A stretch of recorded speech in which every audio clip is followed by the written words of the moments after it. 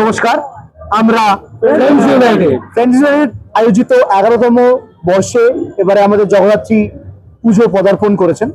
আমাদের এখানে জগদ্ধাত্রী মা কন্যা রূপে পূজিত হন এবং আমরা এবারে জগদ্ধাত্রী মায়ের যে মনমোহনকারী রূপ, সেই রূপের একটা ছোট্ট প্রচেষ্টা করেছি যাতে আপনারা বা সকল গার্ডেন রিচবাসী এখানে আসেন এবং এই মন ভুলানো রূপে, মায়ের রূপে সবাই আশীর্বাদ পান।